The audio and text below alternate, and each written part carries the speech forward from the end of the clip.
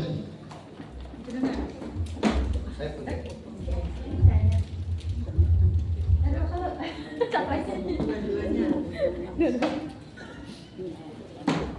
Baik, bismillahirrahmanirrahim. Alhamdulillah, wassalatu wassalamu ala Rasulillah Muhammad bin Abdullah sallallahu alaihi wasallam. Asyhadu an la ilaha illallah wahdahu la syarika lah wa asyhadu anna Muhammadan abduhu wa rasuluhu. Rabbi shrah li sadri wa yassir li amri wa hlul 'uqdatam min lisani yafqahu qawli. Subhanaka la 'ilma lana illa ma 'allamtana innaka antal alimul hakim. Alhamdulillah.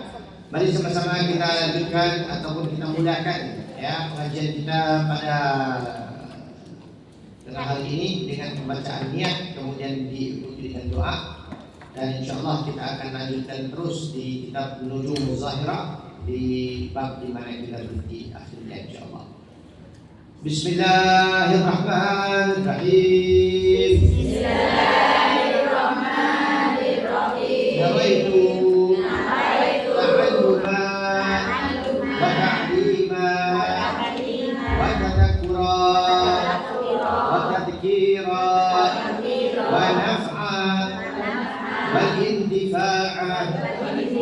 والإفادة والاستفادة والحث على تمسك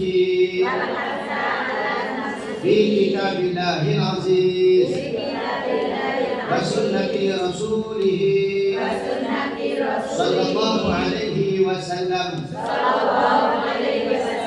ودعاء إلى الهدى ودلالة على الخير ابتغاء وجه الله تعالى ولقائه وقربه وثوابه. اللهم ارزقنا يا ربي فهم النبيين وحفظ المرسلين وإلهام الملائكة المقربين في عافية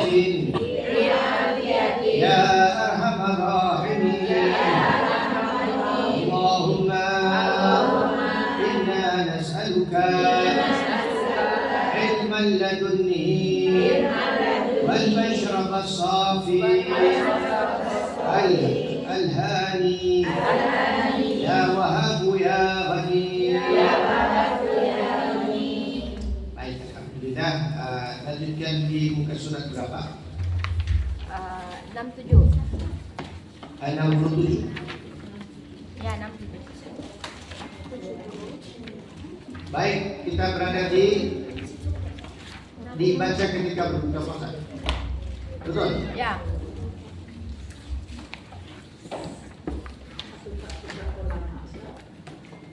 Gimana?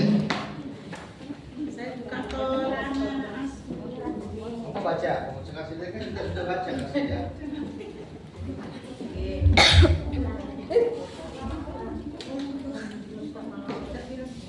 Baik, hari ini kita skip qasidah karena insyaallah Anda semuanya sudah berqasidah dari jam berapa dari sini? Pagi. Insyaallah dari pagi ya, makanya insyaallah kita kedepankan ilmu supaya kita dapat keberkahan ilmunya insyaallah. Baik, kita di muka surat 67 kita akan baca ataupun kita akan pahamkan sebuah doa yang diajarkan kepada kita oleh Rasulullah sallallahu alaihi wasallam, yaitu doanya dibaca seketika seseorang itu berbuka puasa, betul? Atau di bawahnya? Kayaknya dibaca, sudah dibaca ya? Buka puasa sudah belum? Buka puasa belum? Belum.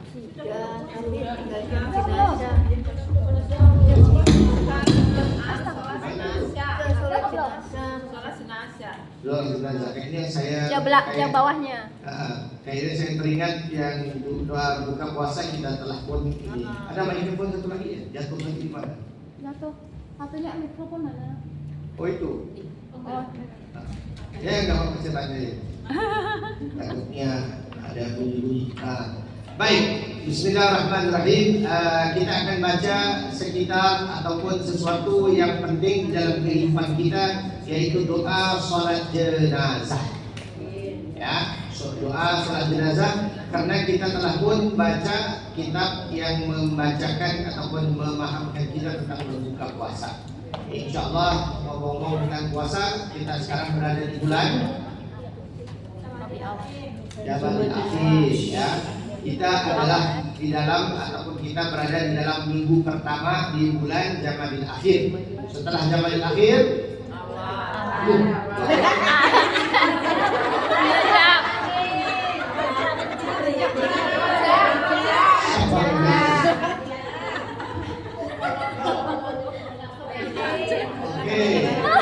setelah Jamalul Akhir adalah Rejab. Setelah Rejab itu adalah puasa. Setelah Sya'ban itu adalah puasa. Bulan Ramadan atau bulan puasa. Naam ya, begitu cepat waktu berlalu, kita tiba-tiba akan berada di dalam waktu yang singkat sekali ya. Berarti kita lebih kurang ada 1 bulan untuk persiapan. Ya, karena kalau sudah tiba bulan Rejab, kalau sudah tiba bulan Rejab, kita harus bersiap-siap ya. Bersiap-siap untuk menunaikan fardu Ramadan di 2 bulan akan datangnya, yaitu Rejab, kemudian Sya'ban, terus Ramadan. Ya, jadi biasanya ulama-ulama itu membuat persiapan dari 6 bulan ke depannya. Ya, ini termasuk bulan ini. Tetapi kalau untuk orang-orang biasa yang baru-baru mulai seperti kita ini, bulan Rajab itu udah bagus kita mulakan. Ada banyak syair-syair yang berbentuk bulan Rajab sama seperti orang itu menanam biji benih. Kalau bulan Sya'ban itu dia sedang mengairinya. Bulan Ramadan udah keluar pohonnya, sudah siap buahnya. Itu kefahamannya. Supaya apa? Supaya dapat kita pahamkan bahwasanya bulan Rajab itu, bulan Ramadan itu adalah bulan di mana kita betul-betul fokus kepada ibadah, bukan fokus kepada permulaan ibadah. Jadi ramai orang itu kadang-kadang langsung apa ya, tidak bisa mulakan apa-apa karena terlampau banyak perkara yang terjadi. Apalagi orang-orang sibuk seperti mbak-mbak yang di hadapan.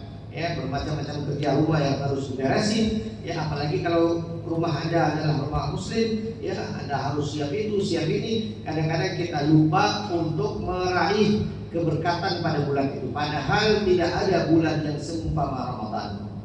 Jadi persiapan itu bermula dari bulan Rajab. Seperti mana yang saya katakan tadi, ya, seorang ulama mengatakan seperti mana seseorang itu, saya rasa semuanya sudah biasa menanam sesuatu. Ya, Anda menanam sesuatu, benihnya itu dimasukkan di bulan Rajab, air, jarum, tambah pupuk, tambah apa semuanya. Nanti Sya'ban keluar pohonnya, Ramadan sudah berbuah nih. Jadi kita tidak bisa langsung masuk kepada buahnya untuk mengerjakan segala macamnya, sahur, kemudian ibadah yang kita mau tokkan dengan banyak-banyak, kemudian dengan pembacaan Al-Quran. Jadi baiknya kita atur di bulan-bulan sekarang ini sampai ke bulan Rajab, kita serius atur jadwal kita. Sya'ban tetap di tempat itu, kemudian nanti Ramadan kita tingkatkan yang terakhir. Syawal bisa lihat-lihat ya, datang ke rumah saya jangan lupa. Begitulah ya, begitulah dia apabila seseorang itu mau bekerja dengan sebaik-baiknya kerja, dan ini adalah peluang Anda sekalian. Saya rasa mungkin tidak diulangi ataupun jarang-jarang diulangi. Kalau Anda di Indonesia makin sibuk barangkali ya, makin tidak mempunyai waktu untuk berurusan seperti apa yang kamu sedang berurusan sendiri di sini. Kalau kan di sana kalau urusan suami lain, anak lain, ya, kalau ada ibu, orang tua, apa macam-macam, ya. Jadi itu menyebabkan tertutupnya peluang-peluang kita untuk beribadah untuk diri kita sendiri. Tapi Anda berada di sini, ya, mumpung ada di sini dan waktunya ada, dan Anda bisa melakukan ibadah-ibadah yang biasa Anda kerjakan, dan mungkin Anda bisa mengkhatamkan ataupun adakan waktu yang lebih baik, maka kerjakan dengan sebaik-baiknya. Ya, tidak ada bulan yang seumpama ataupun sama seperti bulan Ramadan. Tidak ada. Ya, di semua ibadah digandakan, berkahnya berluah-luah. Apabila seseorang itu tidak mampu untuk mengambil peluang, maka rugi. Nah, insya Allah itu akan terjadi di bulan berapa ya? Ini sudah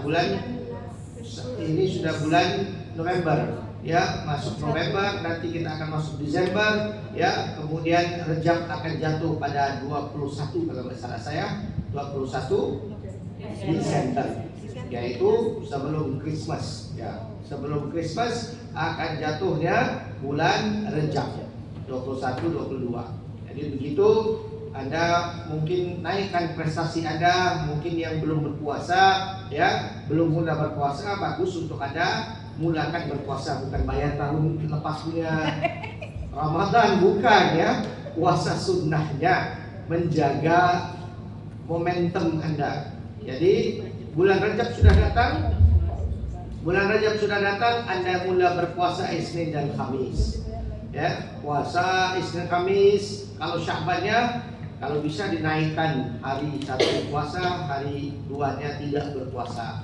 Ya, kalau bisa dari Rejab, kalau udah bisa mulakan udah bagus. Berarti Rejab jatuh 21, puasa 1 hari, tidak puasa 1 hari, puasa 1 hari, tidak puasa. Itu puasa Nabi Daud, puasa yang afdal, puasa yang baik. Itu buat semangatkan diri Anda supaya nanti bulan Ramadan turun datang, Anda sudah tidak tidak ambil adaptasi untuk lapar dan haus lagi. Anda bisa konsentrasi ke pembacaan Al-Quran, ke melakukan sholat dan sebagainya. Nah, inilah manusia, perlu ada disiplin, perlu ada jadwal, perlu dijadwalkan. Dan terbaik bagi Anda untuk sadarkan diri Anda, supaya lakukan ini. Karena perjalanan kehidupan seperti mana yang saya baru sampaikan, tiba-tiba aja sudah bulan Rejab, tiba-tiba ada bulan Ramadan, tiba-tiba aja Anda sudah mati. Ya, belum itu adalah sesuatu yang Anda aturkan, tetapi pastinya itu adalah sesuatu yang Allah janjikan. Makanya jangan ambil enteng, ambil berat, ambil ringan dalam perkara-perkara seperti ambil berat di dalam urusan jadwal Anda, supaya Anda tidak termasuk dalam golongan orang yang menyesal. Kalau sudah mati, tiba-tiba dia mati, sudah tidak bisa kembali lagi, sudah tidak bisa Anda aturkan jadwal Anda, sudah selesai semuanya amalan-amalan. Ini tinggal ujiannya Anda, datang langsung kepada resultnya. Apa result bahasa sana? Keputusannya ya, langsung datang kepada Anda. Apa yang telah Anda kerjakan, ya itulah yang Anda dapat. Sudah tidak bisa diulang lagi, dan itu adalah penyesalan yang tidak berguna. Sekarang ini adalah penyesalan yang berguna. Maka itu ajak diri kita untuk sadarkan, waktu hampir-hampir selesai. Kita nggak tahu sebelah kita atau kita sendiri yang sudah tercatat, yang sudah ada kafannya di Singapura, yang sudah ada siap-siapannya. Siapa yang tahu? Hanya Allah Subhanahu wa Ta'ala yang tahu. Anda mau ingkar? Oh enggak Pak, enggak. Itu bisa terjadi kapan aja. Hari ini, besok, lusa, 3 minggu, 1 tahun, 2 tahun akan terjadi. Mati itu pasti akan mendatangi kita. Makanya pelajaran yang kita akan pelajari pada hari ini adalah sholat jenazah. Apabila matinya seseorang, maka 4 perkara ini adalah sesuatu yang perlu dikerjakan. Dan ini namanya rukun ataupun fardu kifayah. Ya, kalau satu orang sudah dirikan ini, cukuplah semua dari masyarakat itu terlepas daripada tanggung jawabnya. Apa itu 4-nya? Pertama sekali harus dimandikan. Kemudian harus dikafankan dulu. Kemudian sholatkan. Kemudian dikuburkan. Ya. Nah, ini 4 perkara. Ini 4 perkara adalah sesuatu yang perlu kita tahu ya, supaya kalau ada orang-orang yang kita kenal dikerjakan 4 ini dengan keadaannya. Ya alhamdulillah kalau Anda di Singapura nggak perlu dikecoh-kecohkan, nggak perlu didiskusikan karena ada organisasi yang buat. Mungkin kalau Anda di kampung sana ya, Anda perlu memastikan orang yang Anda cintai, suami Anda, atau ibu Anda, bapak Anda, kakek Anda meninggal. Pastikan 4 perkara ini terjadi. Dan 4 perkara ini bukan bohongan doang. Bukan saja di dimandikan, mandi itu bukan, ada caranya. Telah diajarkan oleh Rasulullah SAW dan ada cara-cara yang terbaik buat pemandian tersebut. Ya, ada 3 kali pemandiannya, ya paling tidaknya 3 kali itu, yaitu 1 kali dengan air, 1 kali dengan sabun, 1 kali bagusnya dengan bidara ataupun sidir, ya kemudian nanti dikafurkan, dituangkan kafur. Ya. Nah, kafur itu ada kafur tahu ya? Bahasa sana kafur barus, ya kafur barus. Kemudian itu adalah sesuatu yang dan mandinya juga ada caranya. Kemudian di dalam mandinya itu ada wudhu, ya sebelum diniatkan mandi, ya diniatkan wudhu. Sebelumnya itu perlu diistinjakan, ya ada caranya untuk diangkat, ditekan perutnya, dibersihkan, ya kemudian itu perlu dijalankan. Ya bagus sekali kalau Anda dapat hadir untuk melihat, ya orang-orang yang terdekat Anda untuk melihat cara mereka memandikan dengan keadaan yang terbaiknya.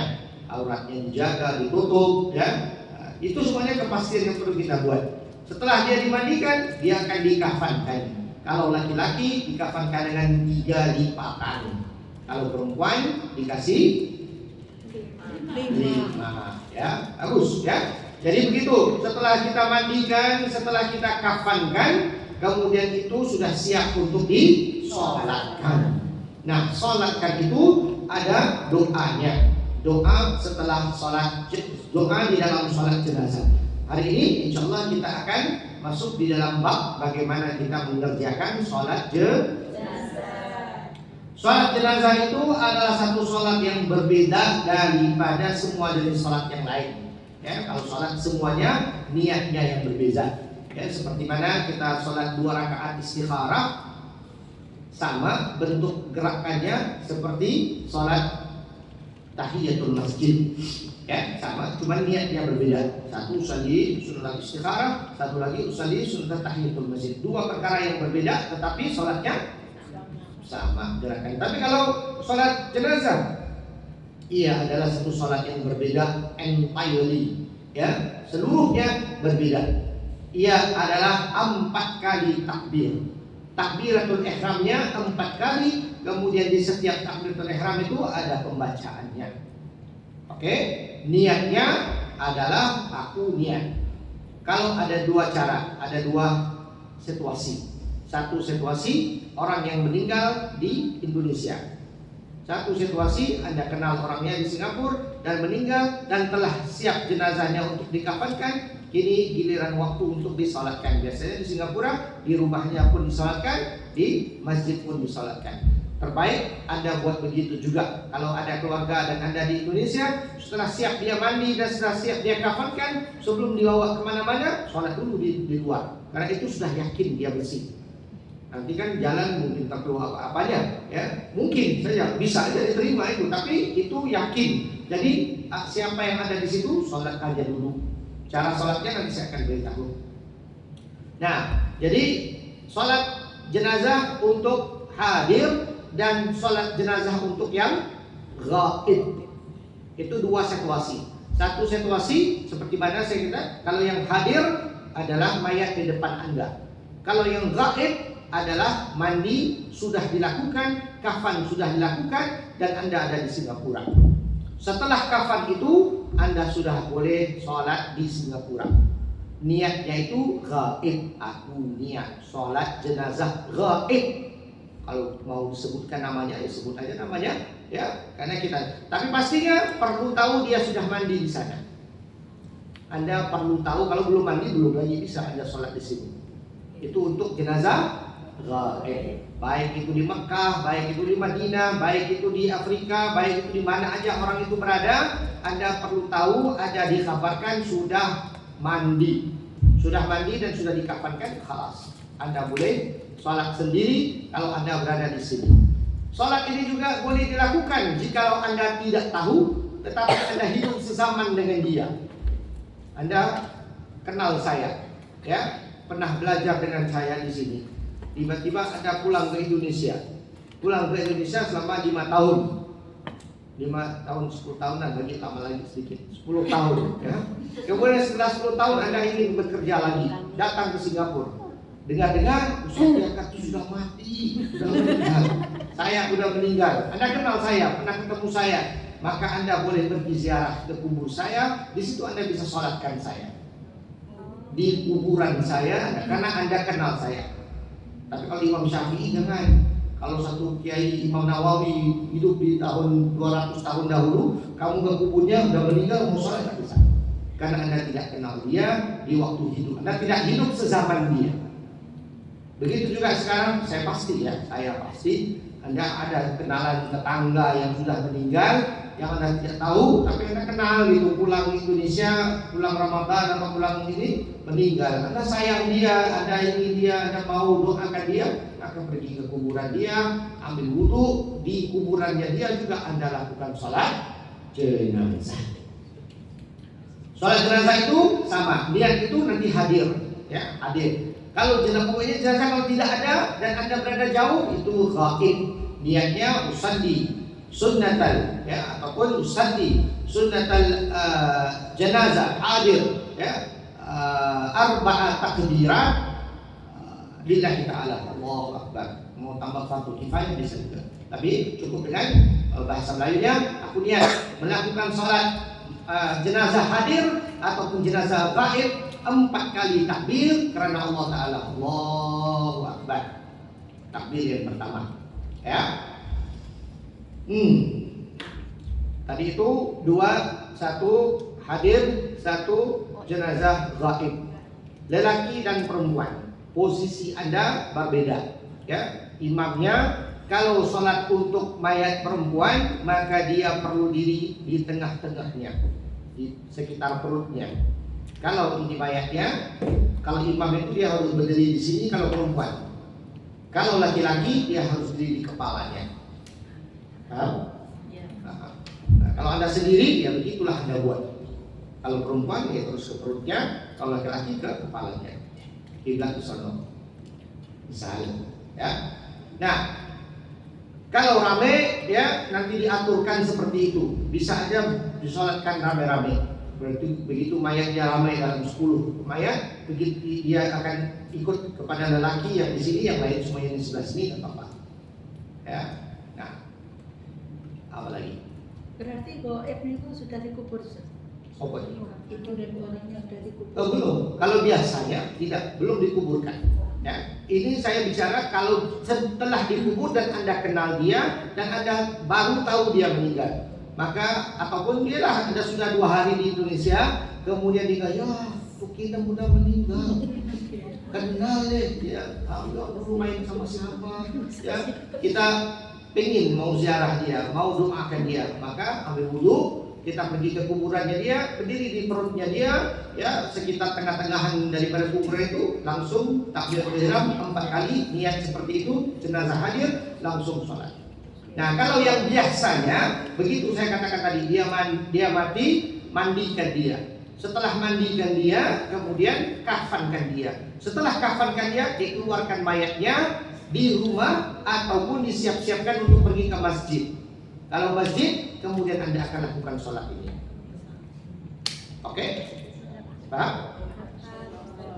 Ada pertanyaan sebelum saya teruskan?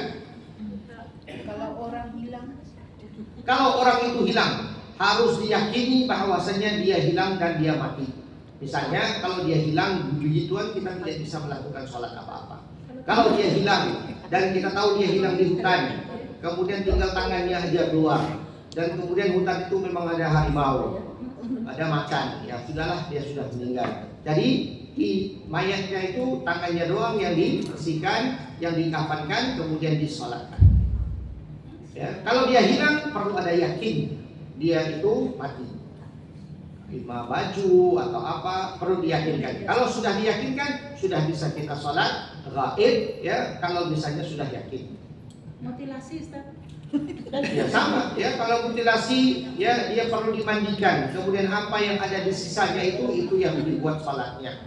Ya, tapi pokoknya setelah dimandikan sudah bisa disolatkan. Apapun yang tertinggal di dalam mutilasinya itu. Nah, apalagi pertanyaan ataupun apa yang saya terlupa barangkali nanti. Setelah goib.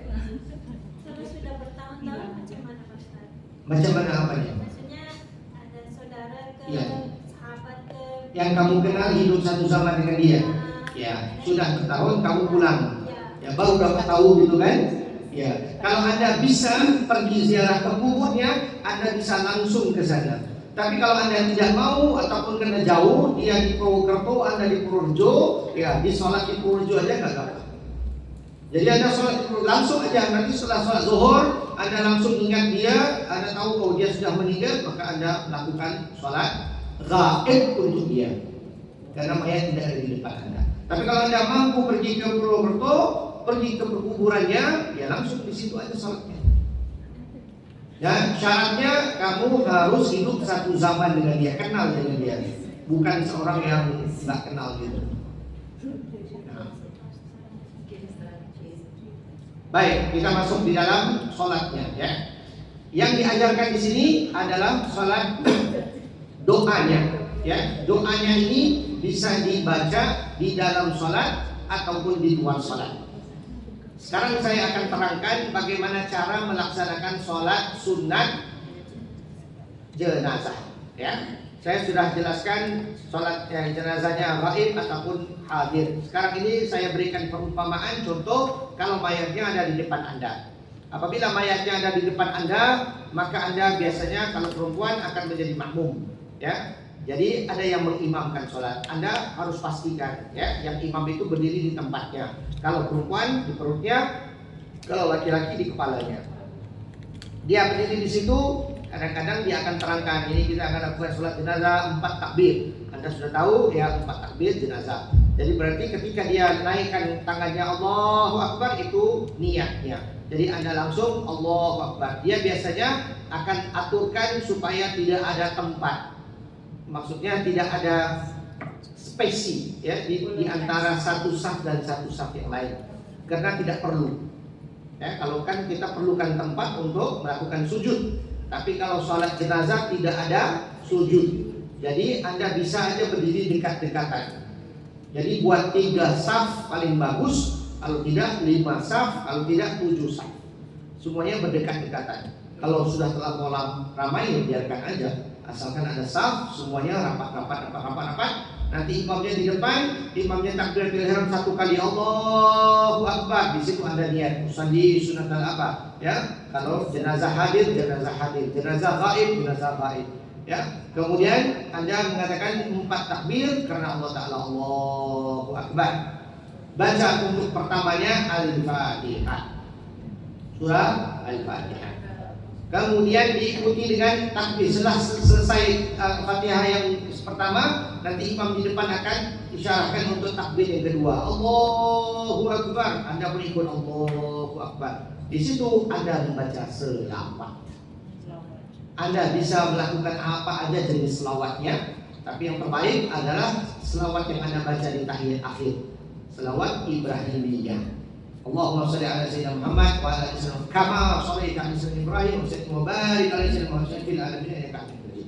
Ya. Anda baca itu satu kali.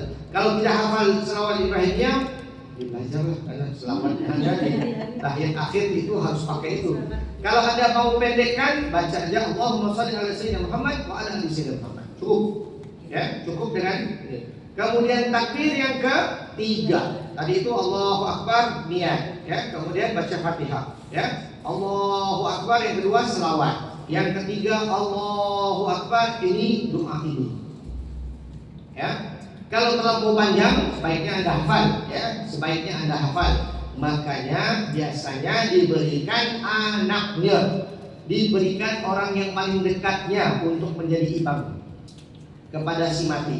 Kalau si matinya ibunya, maka dikasihkan anaknya, dikasihkan suaminya, orang yang terdekat, supaya doanya itu ada feeling. Doa itu ada banyak sedikit, doa itu ada dengan perasaan dan harapan yang besar. Makanya kalau baiknya dihafalkan doa ini. Kalau Anda tidak hafal, paling sedikitnya adalah Allahumma ghfir lahu ataupun laha warhamha wa'afiha wa'fu anha. Ya, itu yang paling sedikitnya. Kalau tidak, kita akan baca. Ini doa di sini ada doa jenazah untuk laki-laki kanak-kanak ataupun anak-anak kecil, ya, ataupun disunahkan untuk membaca nanti. Oke, jadi begitu. Allahu Akbar, sudah niat. Alhamdulillahirobbilalamin. Amin. Allahu Akbar. Allahumma shalli ala sayyidina Muhammad wa ala ali sayyidina Muhammad kama barakta ala sayyidina Ibrahim wa barik ala sayyidina Muhammad wa sallim fil alamin innaka Hamidum Majid. Allahu Akbar. Baca doa ini. Ya, selesai baca doa itu, Allahu Akbar, takbir yang keempat itu. Bisa diam ataupun baca paling sedikitnya ayat di dalam ayat Quran, yaitu Rabbana atina fid dunya hasanatan wa fil akhirati hasanatan wa qina adzabannar. Selesai. Assalamualaikum warahmatullah. Kalau untuk yang sudah, kalau Anda sholat jenazah, ada tambahan sedikit saja. Assalamualaikum warahmatullahi wabarakatuh. Itu dibaca pelan sedikit saja. Ya, di wabarakatuh. Assalamualaikum warahmatullahi wabarakatuh. Assalamualaikum warahmatullahi wabarakatuh. Kalau biasanya kita sholat, biasanya kita berhenti di assalamualaikum saja. Assalamualaikum warahmatullahi wabarakatuh. Itu kan? Kalau untuk jenazah ada assalamualaikum warahmatullahi wabarakatuh. Assalamualaikum warahmatullahi wabarakatuh. Oke? Baik. Ada pertanyaan apa-apa sebelum kita mulakan dengan baca doa bersama? Ada pertanyaan? Baik, kita lanjutkan.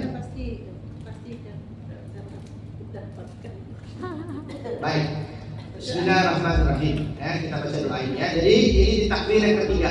Nah, saya mau beritahu Anda, kalau untuk salat jenazah Anda boleh baca yang tidak tartib. Berarti Anda bisa langsung selawat dulu, baru Al-Fatihah, baru doa. Tapi yang saya katakan itu adalah afdalnya. Tapi kalau Anda bertukar-tukar boleh, yaitu takbir langsung Fatihah, langsung selawat, langsung doa. Itu yang Anda bisa ikut. Tapi kalau Anda bolak-baliknya bisa.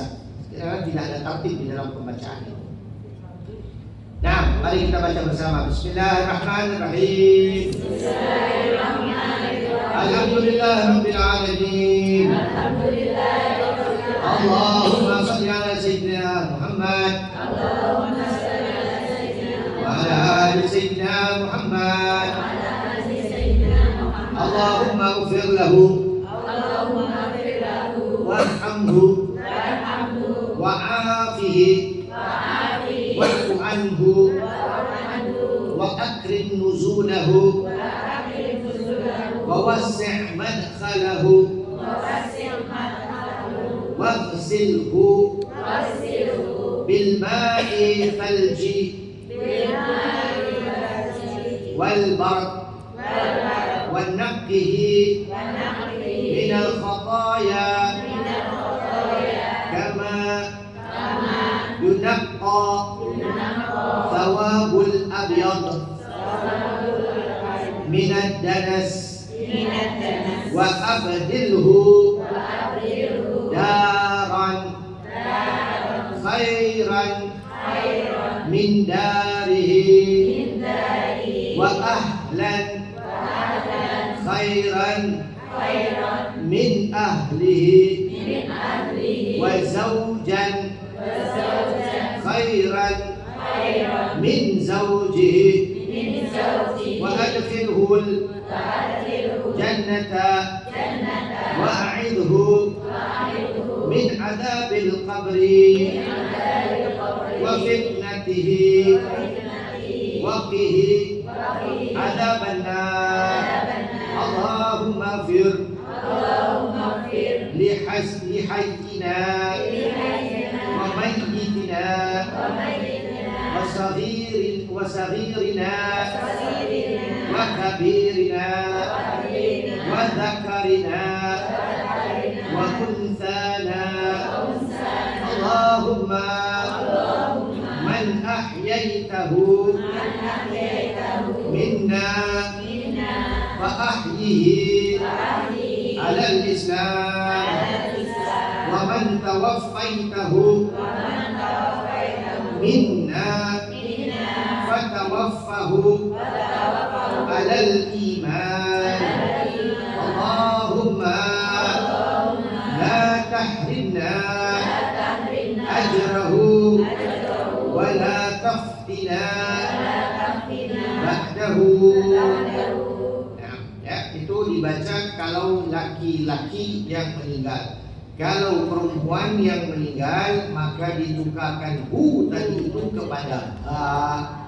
Allahumma ighfir laha warhamha wa'afiha wa'fu anha wa akrim nuzulaha wa wasi' madkhalaha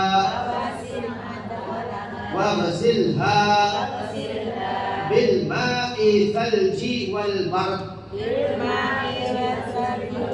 wa naqqihi minal khataya kama yunaqqa thawabul abyadu minad danas wa abdilha daran khairan min darihi wa ahla khairan min ahlihi wa zawjah khairan min zawjihi wa adkhilha jannata wa a'idha min adabil qabri wa fitnatihi wa qihi adzaban nar. Oke, yang lain semuanya sama.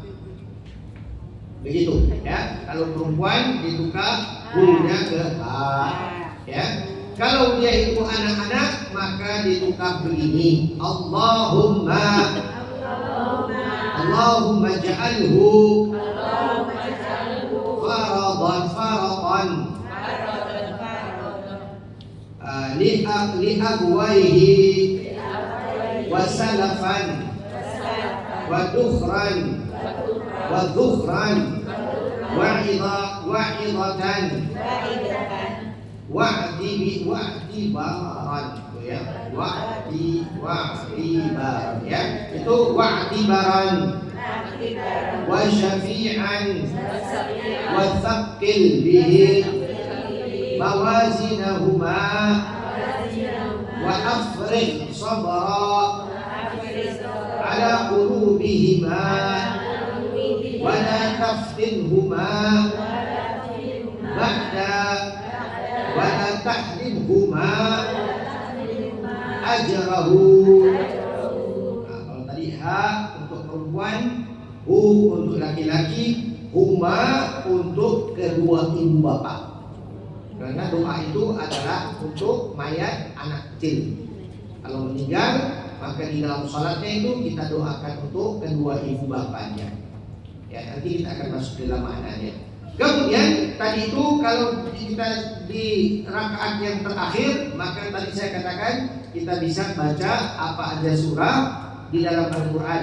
Takbir yang keempat, kan takbir yang pertama tadi baca Al-Fatihah, takbir kedua baca selawat, takbir ketiga baca doa, baca takbir yang keempat baca ayat Al-Quran apa aja. Yang paling pendeknya Rabbana atina fid dunya hasanah, itu yang paling biasa kita dengarkan. Takbirnya kalau laki-laki begini, kalau perempuan begini ya.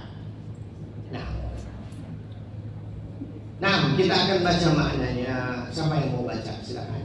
Wahai Allah, wahai Allah, ampunilah dia jenazah dan rahmatilah dia. Selamatkan dia dari siksa dan ampunilah dosa-dosanya. Muliakanlah tempat tinggalnya, luaskan tempat masuknya. Mandikanlah dia dengan air salju dan air sejuk. Bersihkanlah dia dari kesalahan-kesalahan seperti kain putih yang dibersihkan dari kotorannya. Gantikanlah untuknya rumah yang lebih baik dari rumahnya di dunia, keluarga yang lebih baik dari keluarganya, istri-istri yang lebih baik dari istri-istrinya, dan masukkanlah dia ke dalam surga. Jagalah dia dari siksa kubur dan fitnah-fitnahnya. Lindunginya dari siksa api neraka.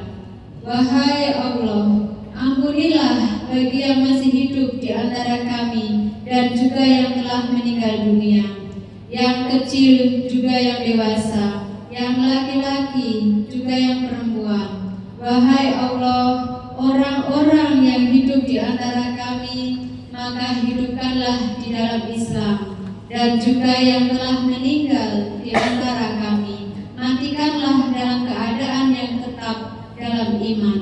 Wahai Allah, janganlah Engkau adakan penghalang untuk kami dari pahalanya musibah, dan janganlah Engkau fitnah kami dengan berbuat maksiat di masa setelahnya. Nah, jadi itu doa yang biasanya kalau bahasa Arab ada gantian jantinanya doa, tapi biasanya sama di situ untuk kita mendoakan laki-laki dan perempuan. Ya, seperti mana yang tadi hadis itu, ya, diantaranya adalah diminta supaya diampunkan dosanya. Ya, kemudian diminta, ini doa yang diajarkan Rasulullah SAW, ya, jadi bukan dibuat oleh orang, tetapi ini adalah doa yang diajarkan untuk kita bacakan setelah ada kematian. Makanya kita minta supaya digantikan rumahnya lebih baik, keluarganya lebih baik, istrinya lebih baik, suami yang lebih baik, ya, dan masukkanlah dia ke dalam surga dan jagalah dia daripada siksa api neraka ataupun siksa kubur dan fitnah-fitnah yang ada di dalam kuburnya ataupun fitnah yang di luar kubur setelah dia meninggal. Ya, kemudian kita juga berdoa untuk orang-orang yang ada di sekelilingnya. Kemudian kita juga doa untuk agar Engkau adakan penghalang untuk kami daripada perbuatan musibah. Ya, setelah kematian ini, maka janganlah Allah SWT biarkan kami di dalam keadaan kegelapan ataupun kemaksiatan. Kemudian itulah doa yang Anda bisa bacakan, kemudian Anda bisa aja sambung untuk doa yang macam-macam, ya, untuk keluarga-keluarga Anda di dalam sholat dan doa tersebut. Nah, kalau mayat itu adalah anak-anak balita, ya, ataupun anak-anak kecil. Nah, terus, wahai Allah, jadikanlah dia saham bagi orang tuanya, dan tabungan yang tersimpan di sisimu juga sebagai nasihat, peringatan serta contoh bagi orang tuanya, juga penolong untuknya. Beratkanlah dengannya timbangan amal baik keduanya, limpahkan kesabaran pada hati kedua orang tuanya. Janganlah engkau fitnahkan kedua orang tuanya setelahnya, dan jangan engkau halangi pahalanya bagi kedua orang tuanya. ya, ada yang pernah meninggal anak di sini? Bagus. Ada yang pernah meninggal gugur?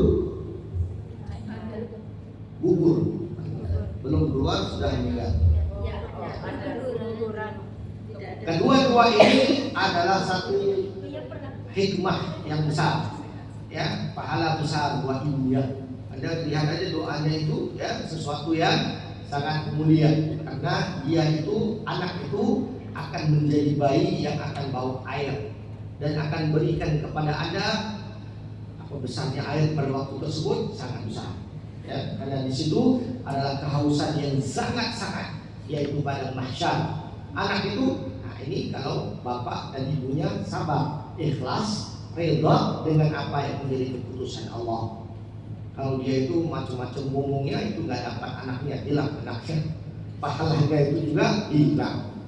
Ini untuk orang ataupun bapak ibu yang betul-betul bisa sabar, ya, yaitu ikhlas dengan apa yang menjadi kehendak Allah. Karena pastinya kalau seorang orang tua, ya, kalau kehilangan anak yang anaknya itu masih kecil, kadang-kadang mengeluarkan kata-kata yang merugikan dirinya sendiri. Ya, apalagi pada itu, kenapa saya, ya Allah, padahal saya sudah makan baik kambing banyak. Ya, seorang saya sudah, kenapa kamu berikan musibah ini kepada saya, ya Allah? Ya, nggak terima, itu namanya nggak sabar namanya. Ya, ketika dia mengeluarkan kata-kata begitu, ya pastinya pedih lah, ya. Siapa yang kehilangan anak akan merasakan. Tapi kalau dia mampu bersabar, berarti dia mendapatkan doa yang sangat banyak di sini. Ya, ini adalah doa internasional. Semua umat Islam akan doa seperti ini. Seperti mana Anda yang biasa seperti Mbak Sofia, ya. Mbak Sofia sudah umrah, yang lain belum kan?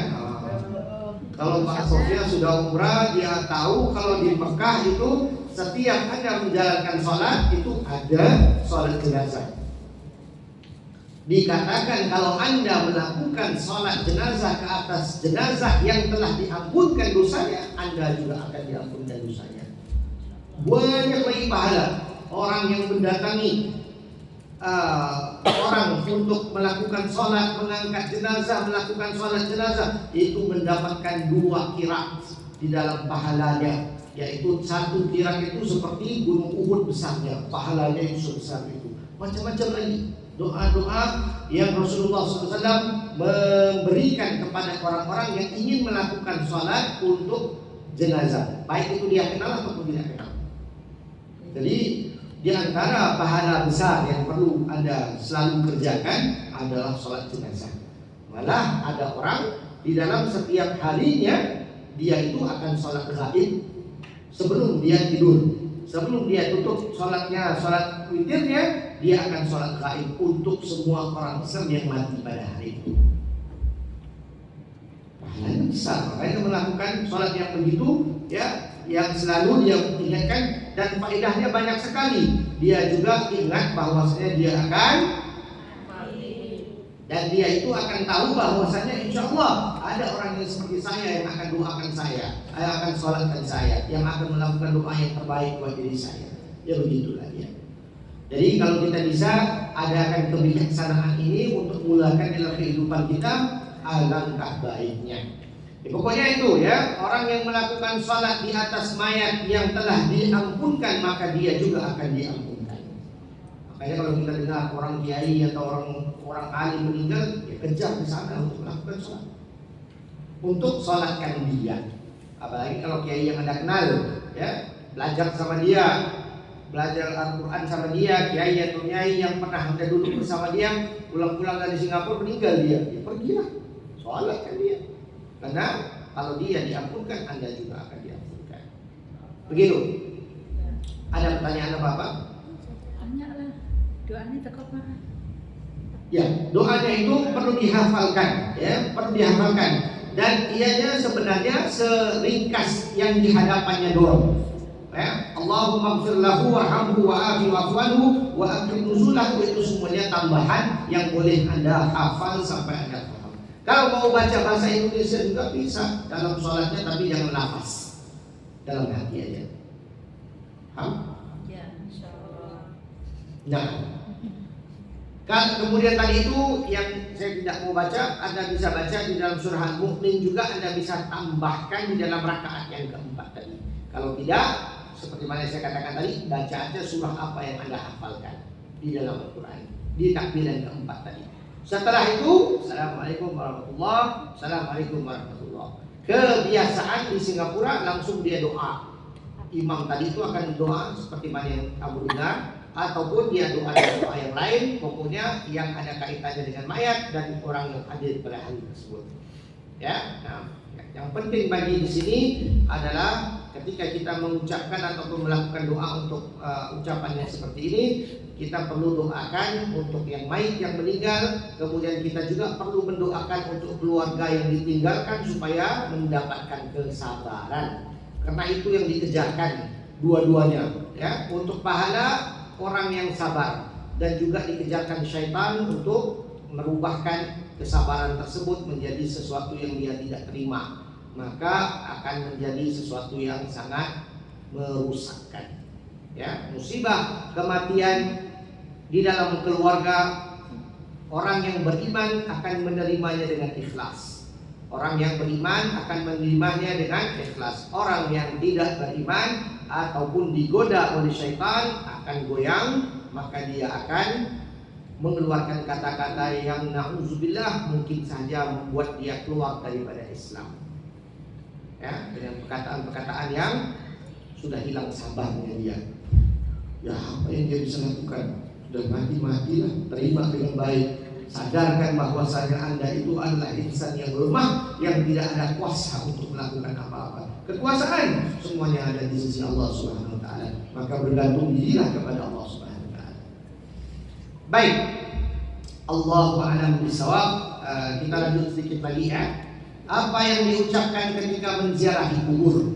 Nah, kita masuk lagi satu bab yang mana berkaitan dengan kubur setelah kematian. Setelah dia itu disolatkan, seperti mana yang saya katakan tadi, imam itu akan baca doa, kemudian akan diangkat jenazah tersebut. Berkejar-kejarlah kalau Anda seorang lelaki untuk mengangkat ataupun apa itu, mengapa? Rela. Ya, mengangkat kerandanya. Tapi apa bahasanya? Keranda lah. Enggak, mengangkat. Oh yang angkat. Pikul lah mengangkat ya. Berkejar-kejarlah kalau Anda laki-laki untuk mengangkat, karena itu semuanya di dalam hadis.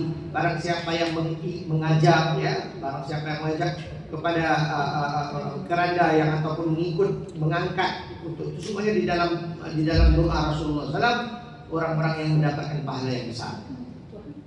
Kalau Anda bisa dengar, kalau yang si mati itu adalah orang yang beriman, maka dia katakan, cepatlah kamu bantar saya. Kalau orang itu tidak beriman, yang bisa mendengarkan, dia itu akan mengatakan, kamu mau bawa saya kemana? Itulah yang harus kita gambarkan diri kita. Bagaimana kita, ucapan kita itu gimana? Dia akan diajak di dalam keangkat naik atas bis atau naik atas van di sini, ya akan diajak ke Pusara Aman kalau di Singapura. Kemudian akan ditanamkan di situ. Nah, perempuan harus hati-hati, ya. Ziarah kubur diperbolehkan, ya. Itu tidak ada banyak argumen. Ya, tidak ada banyak pertelingkahan pembahasan. Kalau sudah meninggal, sudah lama, 3 hari, 4 hari, 5 hari, Anda yang merupakan seseorang yang ingin melihatnya, ya silahkan aja. Perempuan, kalau sedang dikuburkan, itu tidak ada urusannya dengan perempuan. Jadi kalau bisa nggak usah ikut. Jangan ikut untuk berurusan dengan tanam, karena itu bukan urusan Anda. Anda akan hanya menyusahkan orang. Satu, Anda hanya akan membuka fitnah yang macam-macam. Ya, jadi kalau bisa duduk di rumah, apalagi kalau Anda istrinya, baik di Singapura atau di Indonesia. Jangan ikut ketika dikebumikan. Setelah itu kamu mau doa dari jauh atau tidak ada orang, kamu mau datang, apalagi kalau kamu istrinya, ya harus hati-hati. Ya, kalau harus istri kamu mau pergi, nggak apa-apa, boleh. Kalau pergi ziarah untuk suami kamu yang sudah meninggal, pergi aja ziarahnya nggak apa-apa, tapi jangan rame-rame, jangan waktu orang rame dan sebagainya. Ya itu akan menimbulkan fitnah. Apalagi kalau di waktu-waktu kamu di dalam iddah. Kalau dalam iddah bisa aja kamu pergi ke ziarah kubur istri suaminya kamu untuk menunjukkan kesedihannya kamu, untuk melihatkan ya yang kamu itu ingin mendoakan untuk dia. Itu bisa aja. Tapi ingat baik-baik, waktu pengebumian itu jangan ikut serta. Nah, di Singapura sudah rusak dengan yang sedemikian. Indonesia, Allah alam saya tidak tahu, saya tidak biasa pergi ke ikut jenazah. Kalau ikut duduk diam-diam di dalam bis atau dalam mobil bisa aja. Kalau nggak apa-apa juga, kalau kamu mau nangis, mau teriak di dalam mobil, tidak ada orang yang mau ganggu, tidak mau dengar, ya silakan aja. Ya, tapi jangan ikut di luarnya, apalagi kalau nangis. Itu sudah drama ya. Itu drama yang adalah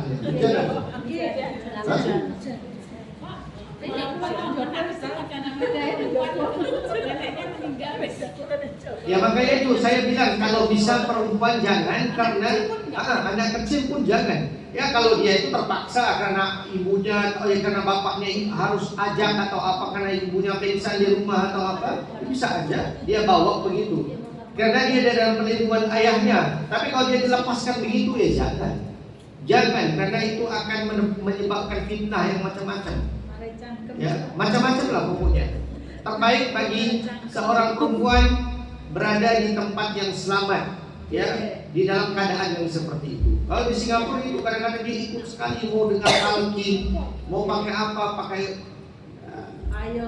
jatuh kalau perempuan itu kadang-kadang nggak pakai tudung yang baik, di rambutnya begitu, itu semuanya nggak pakai. Nggak ada urusannya, itu sudah merusakkan bersihnya acara yang sedemikian. Ya, sering-sering kita diingatkan ya keluarga-keluarga kita kalau mau ikut sekalipun silakan duduk di dalam mobil aja, lihat dari jauh atau apa. Kalau ikut sampai ke atasnya mobil, wah, tidak ada urusannya.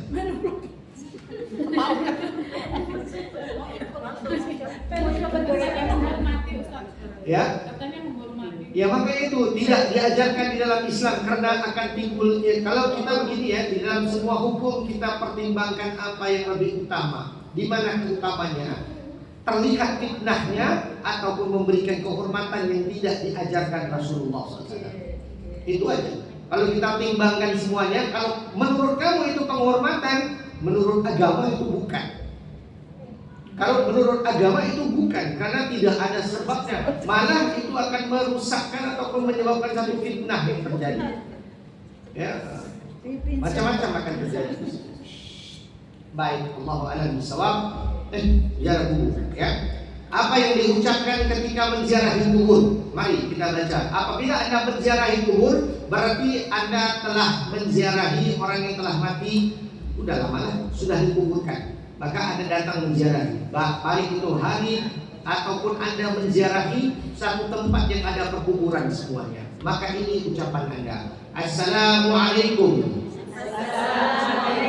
Dara qaumin mu'minin wa atakum ma tu'adun badan muajjalun wa inna insyaallah bikum lahiqun antum lana faratun wa nahnu lakum tabaun. Assalamualaikum ya ahlul kubur, yaghfirullahu lana wa lakum, anasallahu wahsyatakum wa rahima qurbatakum wa kasyafa qurbatakum wa taqabbala hasanatikum wa tajawaz an sayyiatikum. Nas'alullaha lana wa lakum al-afiyah. Allahumma rabbal arwahil baqiyati wal ajsadil baliyati wal idhamin nakhirati allati kharajat min ad-dunya wa hiya bika mu'minatun adkhil Allahumma alaihim rauhan minka wassalaman minna. Allahumma la tahrimna ajrahum wa la taftina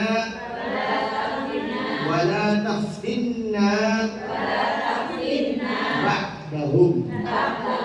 Ayo.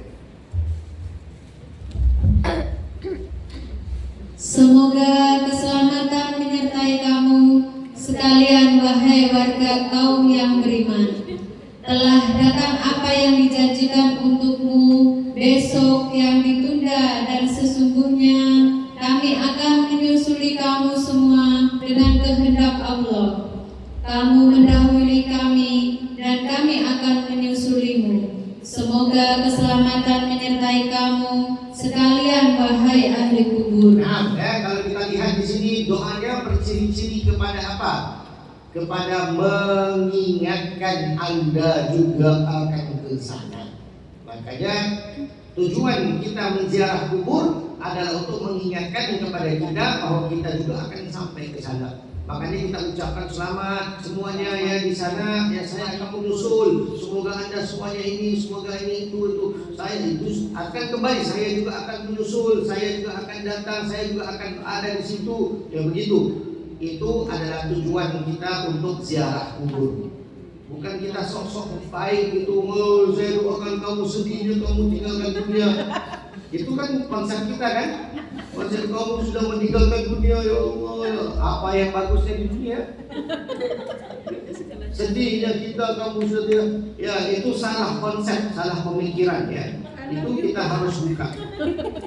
Kita harus ubah, kita harus tukar sehingga kalau kita mendatangi kubur atau kita datang untuk melewati kubur, kita lihat kubur, kita kasih salam, kita ingatkan diri kita bahwasanya antum lahirun, kamu sudah berada duluan dari kami akan menyusul. Itu yang selalu diingat-ingatkan. Ya, lanjutkan tadi. Semoga Allah mengampuni kami dan semoga Allah menenangkannya. Semoga Allah mengampuni kami dan kamu sekalian. Semoga Allah menenangkan kegelisahan kamu sekalian, memberi kasih sayang kepada kamu sekalian, menghilangkan kesusahan, menerima kebaikanmu, memaafkan perbuatan burukmu. Kami memohon kesehatan untuk kami dan kamu sekalian. Wahai Allah, Tuhan ruh-ruh yang tetap dan jasad yang rusak, tulang-tulang yang berserakan, yang keluar dari dunia dalam keadaan beriman kepadamu. Masukkanlah mereka dalam kebahagiaan darimu dan salam dari kami. Wahai Allah, janganlah Engkau halangi kami dari pahala, musibah, dan janganlah Engkau memfitnah kami setelahnya. Begitulah dia ya.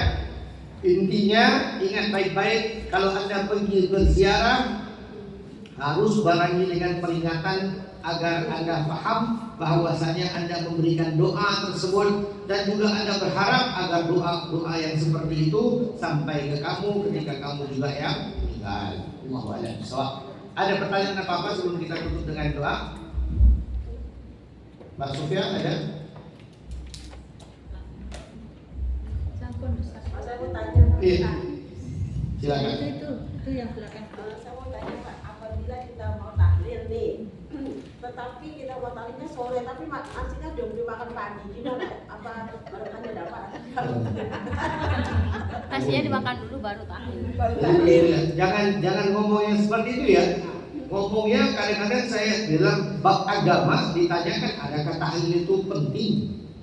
Karena sebab-sebab yang seperti ini, makanya orang-orang yang mengatakan tahlil itu tidak dibenarkan, maka itu akan menyusahkan yang hidup. Ya, sebenarnya biasa aja sih. Yang diinginkan adalah doa. Makan itu tidak ada sekalipun ia adalah keberkahan. Tidak ada yang kena mengenai dengan makan. Yang kita tidak mau adalah orang yang menyusahkan diri. Karena itulah para ulama yang mengatakan sebenarnya di dalam kita sendiri itu tidak menggalakkan kepada melakukan tahlil 3 hari sampai-sampai yang hidup itu memaksakan diri untuk mendapatkan keuangan untuk makan, kasih makan orang supaya ditahlilkan. Itu semuanya tidak ada kewajiban langsung. Tidak kasih tahlil sekalipun nggak apa-apa. Kalau itu menyusahkan keluarganya itu akan susah karena dia tidak punya uang. Ngapain paksa? Karena tahlil itu tidak ada kewajibannya. Memanggil orang untuk mengambil tahlil itu tidak. Yang wajibnya adalah Anda sebagai keluarganya itu membaca doa. Makanan itu tidak ada kewajibannya. Dia mau keluar pagi atau tengah hari atau di pertengahan baca tahlil itu tidak ada sebabnya. Ya.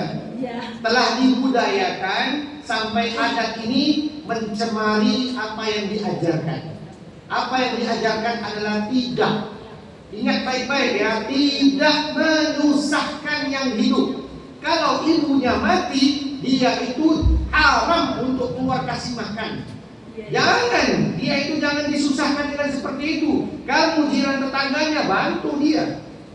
Kalau dia haram untuk keluarkan makanan, jangan menyusahkan dia. Tak boleh kita susahkan dia. Dan Anda juga kalau kematian sesiapa di dalam keluarga yang terdekat, jangan keluarkan makan apa-apa.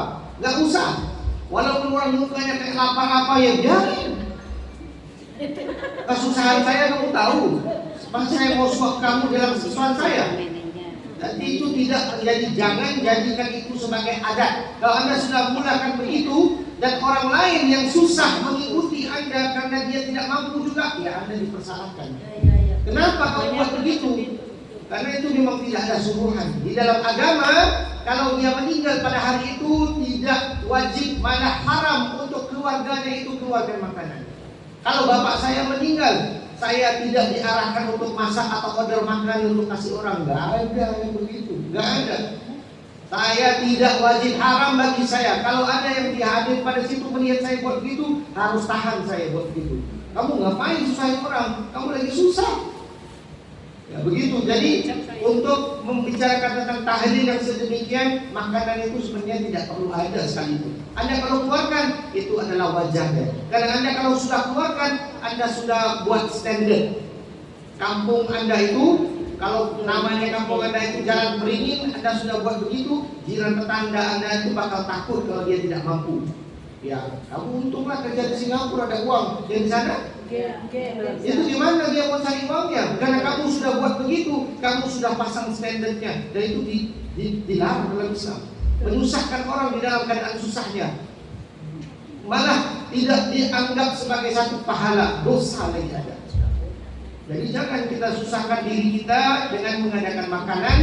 Kalau tahlil 3-4 hari, kalau Anda ada uang, Anda boleh buat. Tapi kalau boleh buat pelan-pelan aja. Yang Anda mau bukan makan besar-besarnya, tetapi doa yang baik-baiknya. Kalau bisa katakan Al-Quran, kita bacakan Al-Quran yang berat, bukan apa yang kita kasih makannya gudeg atau kasih makan nasi padang atau apa. Ya harus hati-hati ya. Ini adat, tidak boleh kita samakan dengan apa yang diajarkan. Ya, orang Indonesia, orang Singapura, semuanya kita sibuk dengan makanan yang berlebih-lebihan. Ya, itu perlu kita hati-hatikan. Ya, kita tahu apa yang sebenarnya diajarkan di dalam Islam dan apa yang kalau bisa kita jangan adakan seperti itu. Tapi doa itu disampaikan. Nah, ya itu yang dibahaskan. Kalau itu menjadi pertanyaan, ya itu adalah pertanyaan agama. Adakah pembacaan Al-Quran itu sampai kepada arwah? Itu dibahas. Ya biasa dibahaskan.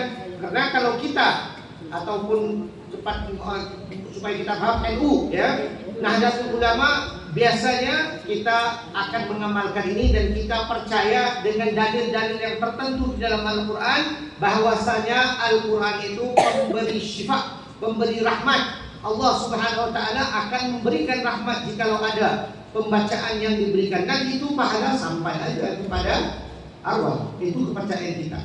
Ya, kalau ada kepercayaan yang berbeda ataupun pecahan-pecahan Islam yang berbeda daripada kita, yaitu setengah-setengah Muhammadiyah, setengah-setengah Salafi ataupun Wahabi, mereka tidak percaya bahwasanya doa yang kita bacakan sampai kepada yang lain. Alhamdulillah. Terima kasih Ustaz.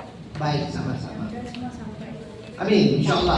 Baik, sama-sama kita baca doa untuk kita tutup pengajian kita pada sore hari ini. Kemudian minggu yang ketiga kita akan bertemu sekali lagi.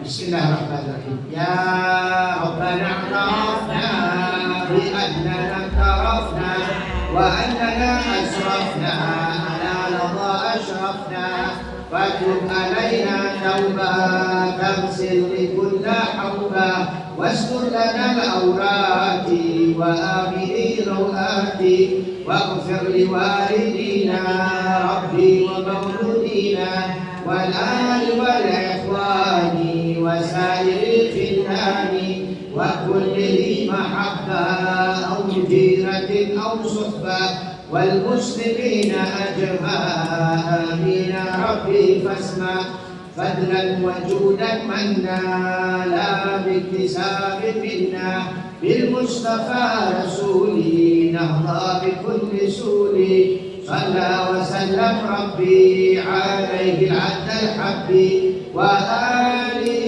وصحبه عدالة الشسفي في البدء والتناهي والحمد لله رب العالمين. Saya baikkan daripada Allah SWT, kekurangan daripada diri saya sendiri. Wabillahi taufiq wal hidayah. Wassalamualaikum warahmatullahi wabarakatuh.